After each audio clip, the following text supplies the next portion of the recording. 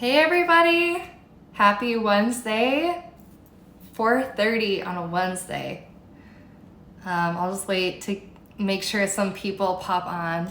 We're telling your followers you started a video. Great. Hi Fies, I miss you. So glad that some of you are popping on.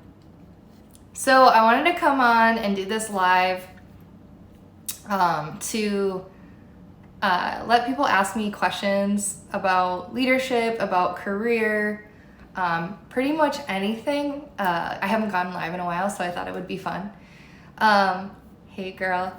So I do have a few questions and I have a few topics prepared to, I'll stay on for a bit. I have to get my daughter around 5 o'clock from daycare.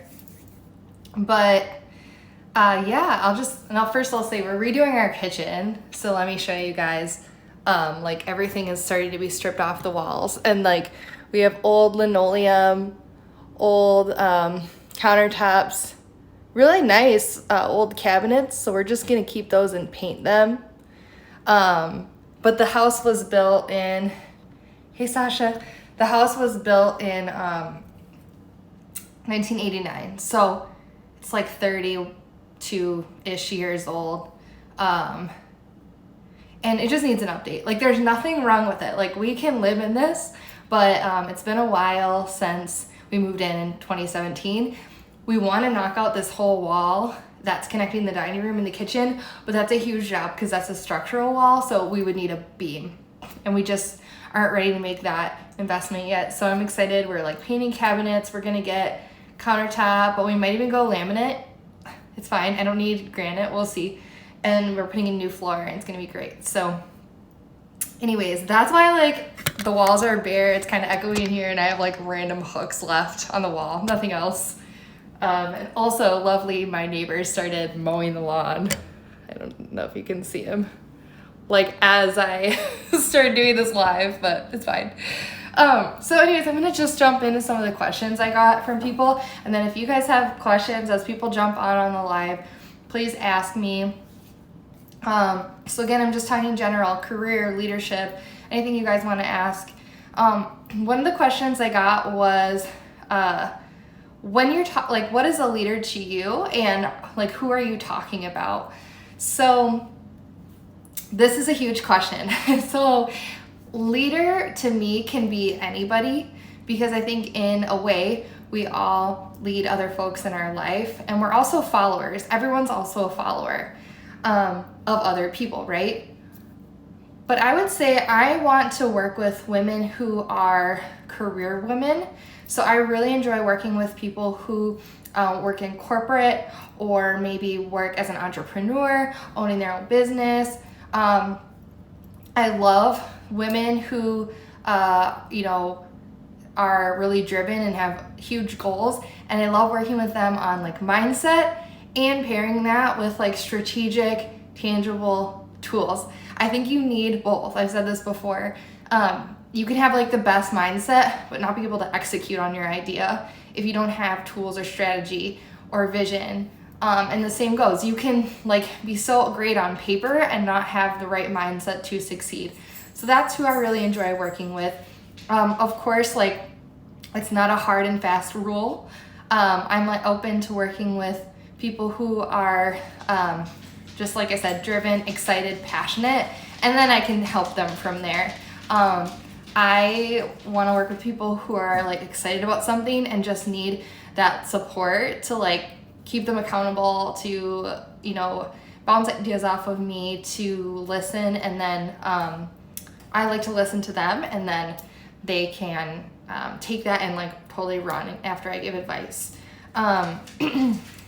When I talk about coaching, somebody asked me like, what is your coaching like? What's your coaching program like?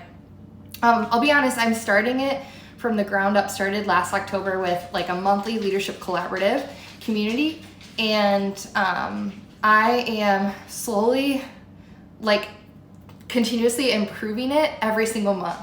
And I've been feeling this pull recently, like thinking about what do I love the most? And yes, I want to make like a huge, wide impact, but I also really love working one-on-one with people. part of my job as a manager at work is like meeting one-to-one with all my different direct reports. And like, I get so pumped. Like when I hop off those calls, those are when I have the most energy. Like everything else, whatever. But I love meeting with like my people one-to-one. And really the structure of what I do for coaching and how I do leadership is in my work as a scientist and manager is I let those, especially in our one-on-one meetings, I let my direct reports talk and I ask them, what is on your mind? And I let them bring their concerns, their thoughts, their jumbles, whatever they have going on, things they need to escalate to me, things that they need help removing barriers for. And like, I listen. I actively listen, and I listen not to respond, but to like digest and take in the material. This is like a learned skill for me too, because I am, you can see, an extrovert, and I just like to jump in and be like, yes, yes, and like totally validate people. But I also know like listening has so much value. And when you sit back and you reflect and you leave time for a pause, so many great things can happen. So I build trust by listening. And then when appropriate, I will give advice, but in the form of questions. So one of my favorite coaching tools is curiosity or humble inquiry. So instead of like offering solutions to people and being like, here's what I think you should do, which is always well intended, but I think doesn't help grow people. Instead, I'll ask questions like, what do you think you can do about it? Or what's your biggest barrier? Or how do you think you're being perceived? Or what would you do in an ideal situation? And like kind of keep the conversation going until the person, until we can get to a place where we can have a more substantive conversation. And what questions do is it makes it very reflective. And when you are like reflecting and asking questions, you really can't be in like a negative mindset. You really will be in this like upward facing mindset where you're like, oh, possibilities, right? Because you can't be questioning and curious and at the same time be like Debbie Downer. Because a question is more of a possibility or a what could we do or how could we do it.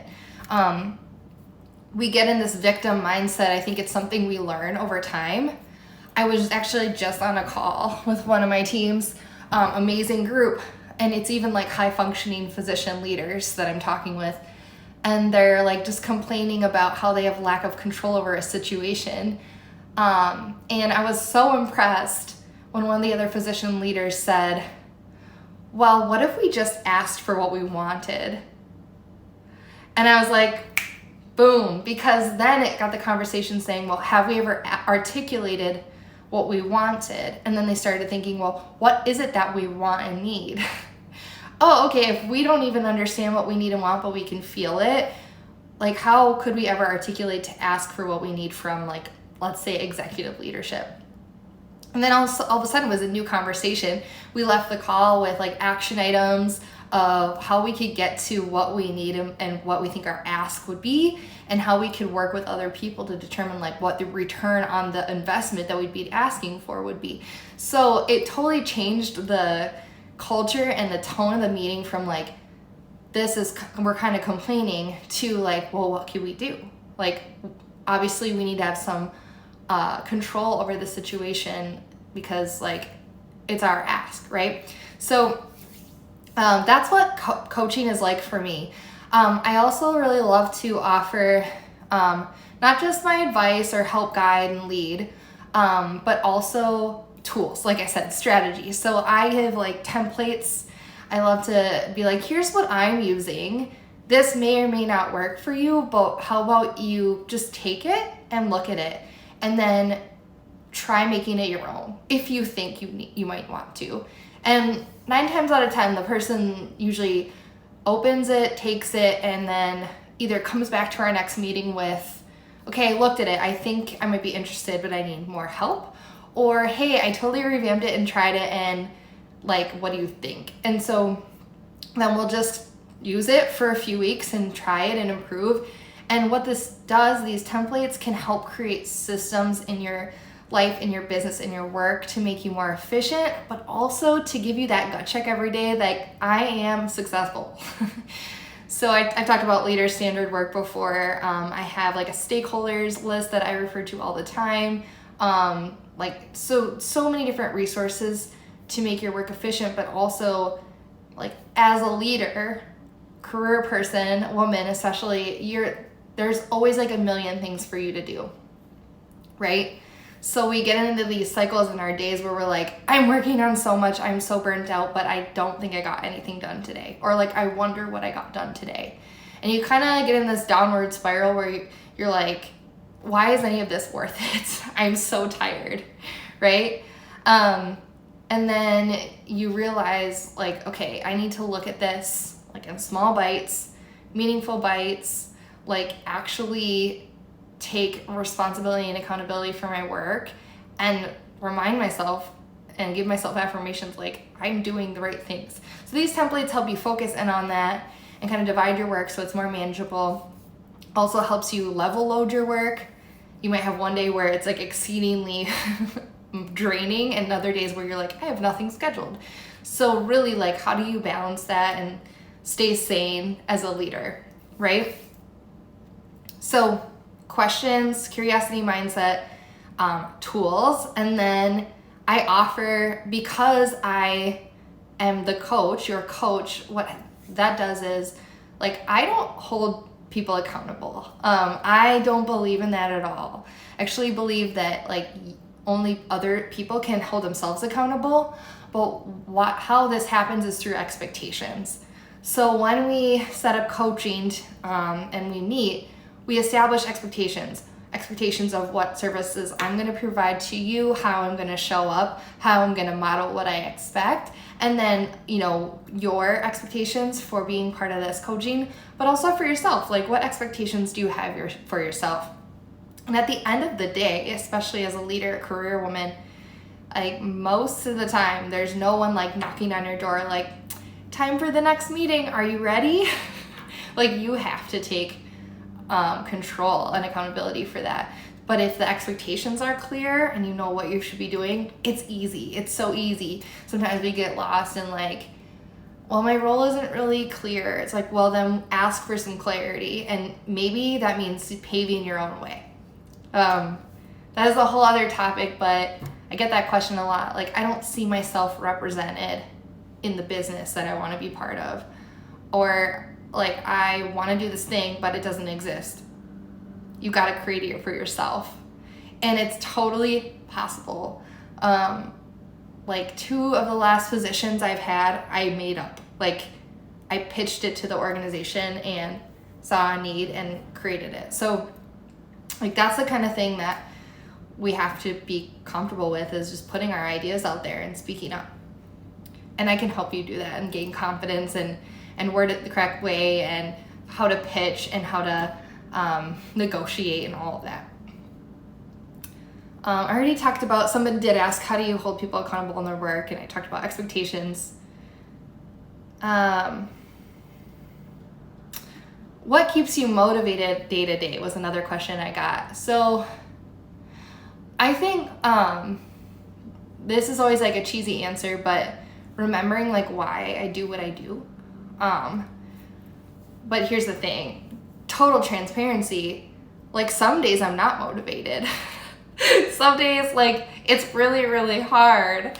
And I will say in Minnesota, the last like couple weeks has been totally gloomy and gray and raining. And like, I have such a hard time functioning on those days.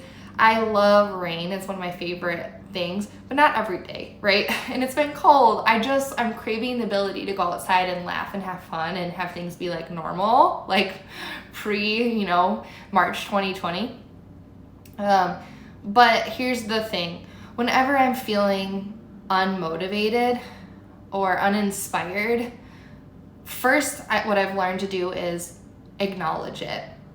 Because sometimes in the past I've tried to work through that, and then you get more and more burnt out and more resentful. So then I just tell myself, like, you got to be okay with it, because your inspiration and your motivation will always come back. or you'll come to a realization like you need to change, right?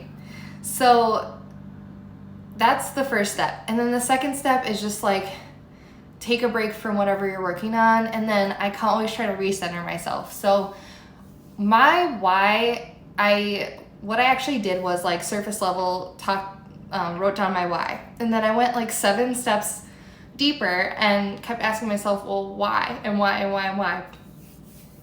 And then I came to like my root cause why.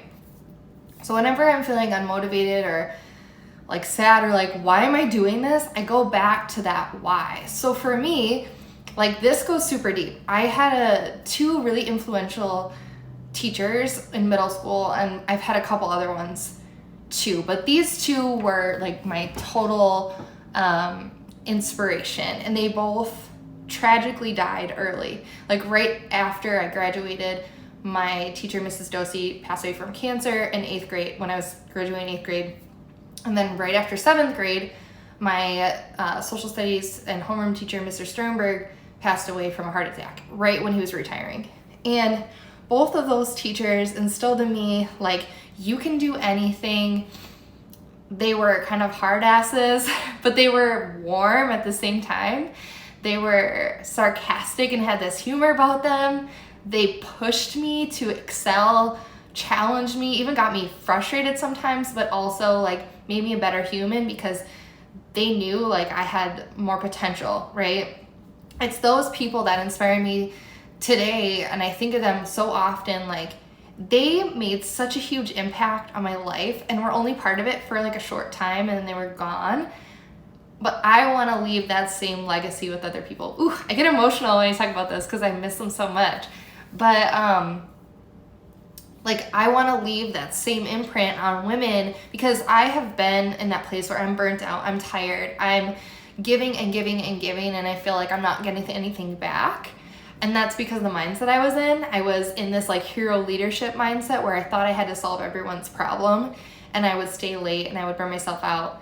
And then I realized, like, no, if I just help other people develop themselves and get people, like, delegate and, like, be realistic and recognize the work will be there tomorrow, like, I can operate so much more clearly and actually, like, way more productive by working less, actually. So I think about, like, how I've transformed and how my why has always been like wanting to leave that same legacy. And so I figure, you know, I want to teach people the skills that I had to learn the hard way.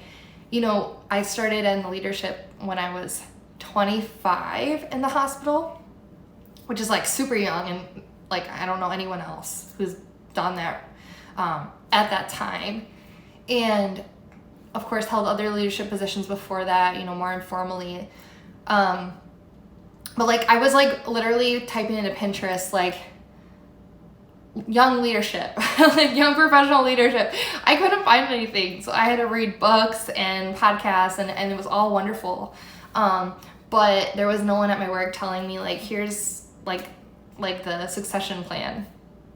You know, I had to create it, and I ended up learning the hard way through like burnout and like working really unhealthy hours to now it's like I feel like I'm thriving because I have really great boundaries. I work on them every day. The mindset part's there. I still have really hard days, but I'm able to get through them because I can remember my why, and I have the, you know, those boundaries and the mindset tools. So I want to make sure other people know like this is possible. Like you do not have to, I always say like you don't have to burn yourself to the ground before you like take care of yourself. And I used to do that all the time. It was like, and it was like this roller coaster. I used to tell my husband, I feel like I'm on this roller coaster and it doesn't stop.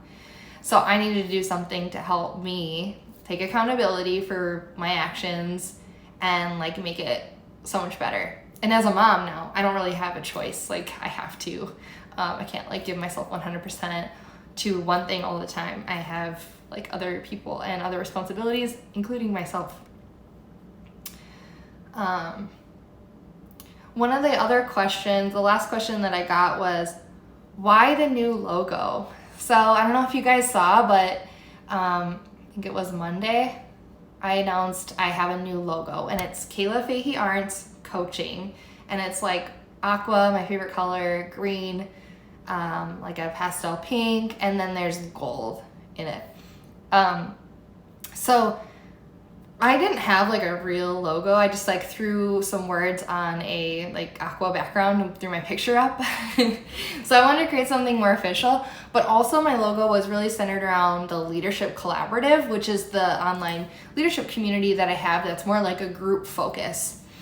And like I said, I've been feeling this inner knowing that I want to do more one-on-one coaching. So I will be launching like an official one-on-one coaching program soon. So if any of you are interested in like just getting on like a Zoom call with me and like talking about like helping me answer some questions, I'm trying to get really focused on my ideal client and maybe start helping some people and getting some testimonials. So if you're interested, like let me know, send me a DM. But yeah, I would really want to expand to working with people one-on-one, but also be able to like be more flexible in my offers. I want to be able to someday like have maybe like a newsletter, or not a newsletter, a planner or like a notebook, some sort of something to go along with perhaps a course. So I do offer 2 leadership courses in my Leadership Collaborative community right now, but wouldn't it be cool if it could be outside of the community and people could have more access? So just, it was more broad, just my name with coaching, very general, so that like I could have that as like an umbrella brand, and then I could offer like whatever services I want. One day my goal would be to like totally do this 100% and just help people as like a consultant for teams or like a one-on-one coach. And so yeah, I just thought it would be fun. And plus I was really feeling like the brand, I needed more colors. I wanted to have like this vibe of, you know, like energetic, fun, learning. Like I'm a professional that doesn't take myself too seriously. Like I think you do need to take yourself seriously, but I don't think you have to like be a grouch about it. I have fun, and I just think that like your days are so much better when you come out with this from this lightness of heart, and I really wanted to embody that. And also it has like gold hexagons in the logo, and I really wanted to incorporate sort of like the idea that this is not a box, like it's not square, it's out of the box, it's totally different, it's innovative, and also a little bit artsy because I'm probably more creative than I am businessy, but I happen to like have learned all these business skills and then infuse my creativity into it, and I think that's what makes it like so much fun for me.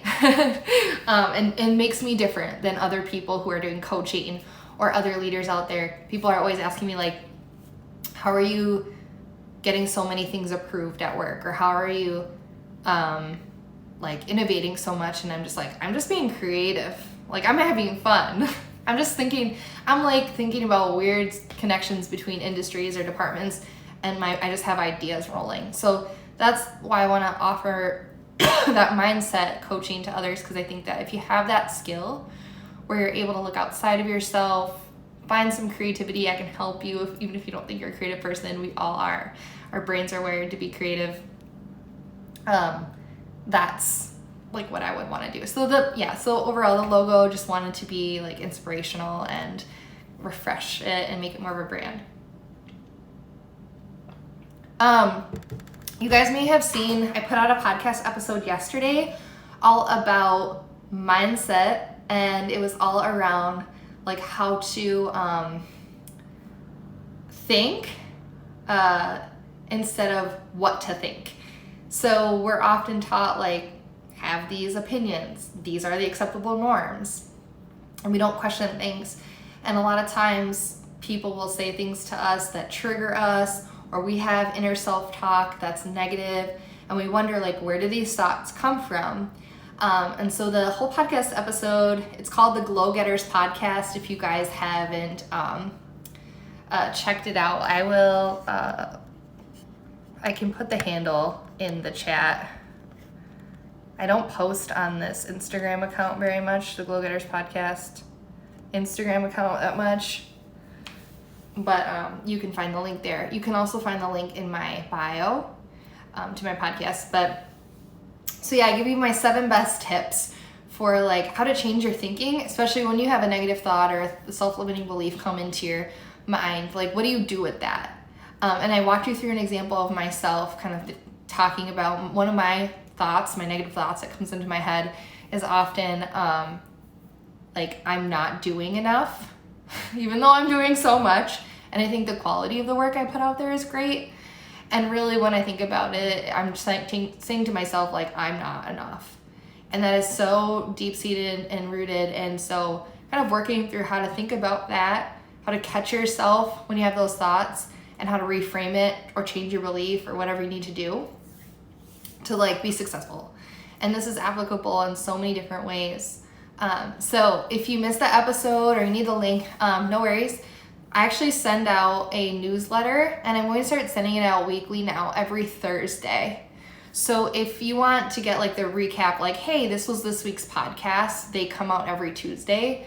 Every Thursday, the newsletter will come out. So if you're not signed up for my newsletter, you can click the link in my bio, and it'll take you to my website. And then at the top right-hand side of my website, or if you're on your phone, there's like the menu drop down. It'll say like, join my newsletter or something like that. And if you click that button, it'll take you to the landing page. You put in your first name and your email, and then you'll get on my list. And then I send out like freebies, free templates, things like that. Personal like little vignettes and stories about myself, professional stuff. And I'll always have like that week's podcast, and maybe mention, like, in case you missed it, some like Instagram posts or blog posts that I have done. So yeah, go to my website. It's in my bio. It's also glowgetterslife.com. Kind of matches the podcast name. So yeah, thank you guys for joining my live. If there are any questions, feel free to put them in the chat. I will post this as an Instagram, like an IGTV. So if you're watching the replay, thanks for watching. And if you have any questions I didn't cover, or you're just curious, put those in the comments of the video and I will answer them, or send me a DM. Happy to have like a side conversation with you. Would love to have more community conversations with you.